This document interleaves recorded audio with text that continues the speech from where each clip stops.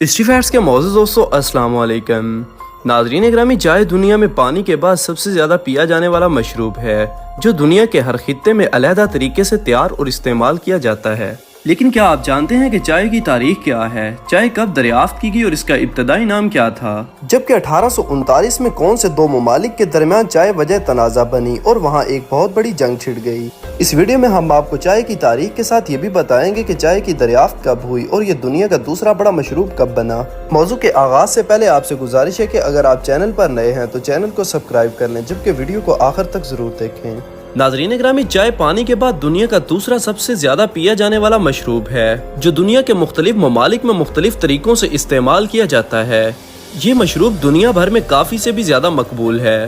چائے کا اصل خطہ چین کا جنوب مغربی علاقہ ہے جہاں ہر سالانہ 1.6 ارب پاؤنڈز چائے پی جاتی ہے۔ اگر اس مشروب کی دریافت کے بارے میں بات کی جائے تو چائے کی دریافت کا سہرا ایک چینی کسان شونگ کے سر ہے جو چینی عقائد کے مطابق زراعت کا بانی ہے۔ اپنے ایک مذہبی سفر کے دوران اس نے غلطی سے زہر سے بھری ایک جڑی بوٹی کو 72 بار کھا لیا، جس کے بعد وہ مرنے کے قریب پہنچ گیا۔ اسی وقت ایک پتا ہوا میں اڑتا ہوا شونگ کے منہ پر چلا گیا۔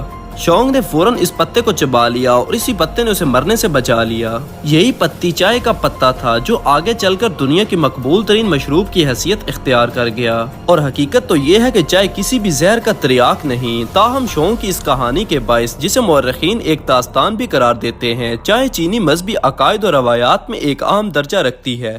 ماہرین آثار قدیمہ کے مطابق چائے کی پہلی کاشت اسی خطے میں تقریباً 6000 سال قبل کی گئی تھی۔ اس وقت مصر کے فرعین کو اہرام مصر تعمیر کرنے میں بھی ابھی 1500 سال کا وقت باقی تھا۔ چائے کے ابتدائی نام بھی بہت مختلف تھے۔ چائے کو ابتدا میں کھانے کے طور پر استعمال کیا جاتا تھا، کہیں اس کے پودے کو بطور سبزی استعمال کیا جاتا رہا اور کہیں اسے گندم کے دانوں کے ساتھ ملا کر استعمال کیا جاتا تھا۔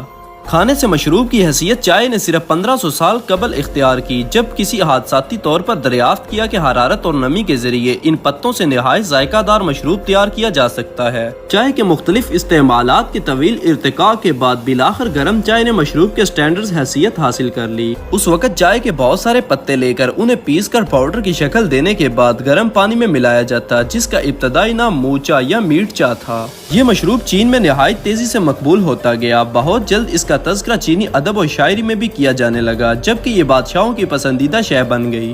اس وقت چینی فنکاروں نے چائے کی سطح پر نقش و نگاری بھی انجام دی، جسے آپ آج کے زمانے میں جدید کافی آرٹ کی ابتدائی شکل کہہ سکتے ہیں۔ یہ وہ دور تھا جب ریشم اور چینی مٹی کے برتنوں کی تجارت نے چین کو اہم تجارتی طاقت بنا رکھا تھا۔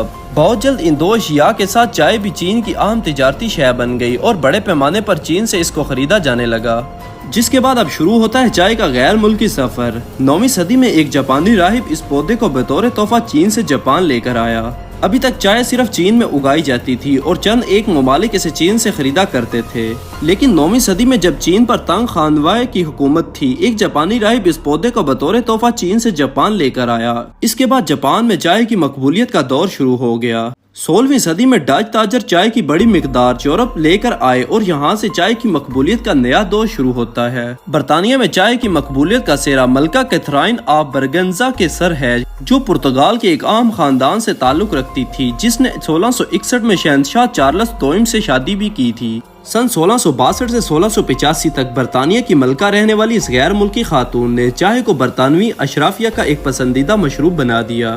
برطانیہ اس وقت دنیا کے دیگر ممالک پر اپنا نوآبادیاتی تسلط قائم کر رہا تھا۔ اسی تسلط کے زیر اثر برطانیہ کے ماتحت علاقوں میں دیگر اشیاء کے ساتھ چائے کا رواج بھی فروغ پانے لگا۔ سن 1700 تک چائے یورپ میں کافی سے 10 گنا زیادہ فروخت کی جا رہی تھی، جبکہ ابھی تک اس کی کاشت صرف چین میں ہی کی جا رہی تھی۔ اس دور میں چائے کی تجارت ایک منافع بخش کاروبار بن چکی تھی اور بڑے بڑے سمندری جہاز صرف چائے کی کھیپوں کو ایک سے دوسرے ملک پہنچایا کرتے تھے۔ چائے جیسے دنیا کا مقبول ترین مشروب ہونے لگا تو اس کے پیچھے بہت سے تنازعات کھڑے ہو گئے۔ ابتدا میں برطانیہ چائے کو چاندی کے سکوں کے عوض خریدا کرتا تھا، تاہم یہ سودا اسے بہت جلد مہنگا پڑنے لگا۔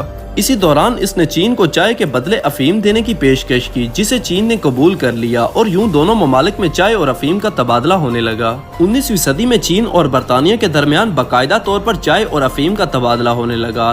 تاہم بہت جلد اس تجارتی تبادلے نے چینی شہریوں کی صحت پر بدترین منفی اثرات مرتب کرنا شروع کر دیے۔ چینی افیم کے نشے میں مستقل دھت رہنے لگے اور مالی اور تجارتی طور پر بھی انہیں بہت سارے نقصانات اٹھانا پڑے۔ لیکن سن 1839 میں ایک چینی حکومتی عہدیدار نے افیم کی ایک بڑی برطانوی کھیپ کو تباہ کرنے کا حکم دیا۔ یہ اقدام ان دونوں اقوام کے درمیان ایک جنگ کے آغاز کا باعث بن گیا۔ سن 1842 میں کنگ خانوادے نے برطانیہ سے شکست کے بعد ہانگ کانگ کی بندرگاہ انگریزوں کے حوالے کر دی، جس کے بعد چائے کی دوبارہ تجارت بحال ہو گئی، لیکن اب اس تجارت میں چین کی مرضی کی شرائط شامل نہیں تھی۔ اس جنگ نے چین کی معاشی حیثیت کو بہت نقصان پہنچایا۔